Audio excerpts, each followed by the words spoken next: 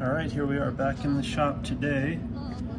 We are cutting this point, and what we're cutting are business cards.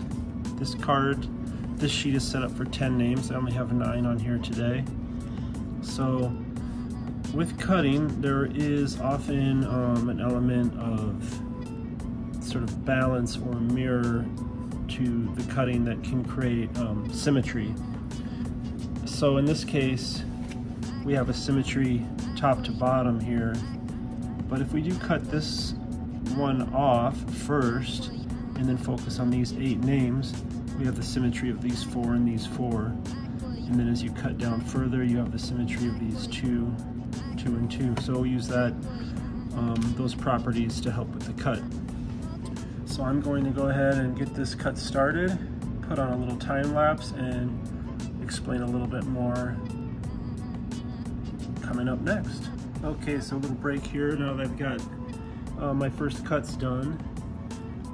What I'm looking at here on these cards, there's 4 here, and I'm going to be cutting in the middle, on the side, and then in the bottom as well. So I know that doesn't make much sense, but they're going to be cut in half.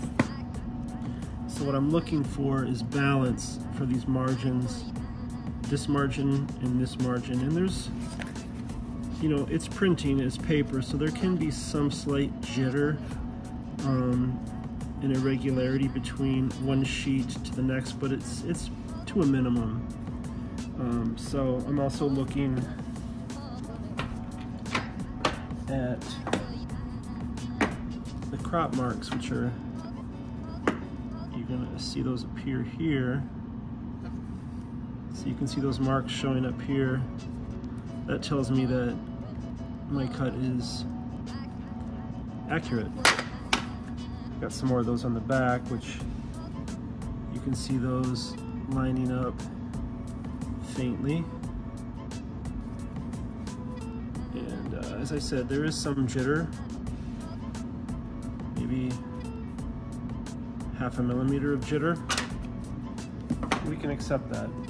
So the next step with these cards is the final dimension and final size. So there's only going to be 2 more cuts on these cards. So the top is cut, the top of these cards is cut, both sides are cut. So really what we're just going to be doing is do this inside cut, spin it, this inside cut.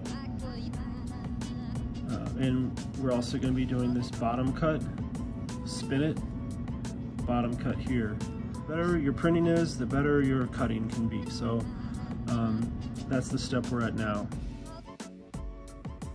Okay, so now we're on the final cut, and I'm going to enter that dimension. And we're going to show a few cuts here. Remember that this setup had 10 names on it. And we had to cut off, you know, one end of those so that we could have the block of 8 remaining. So the block of 8 has whittled itself down to blocks of 2, but the end that we cut off, those cards are by themselves, and we're gonna do that cut first.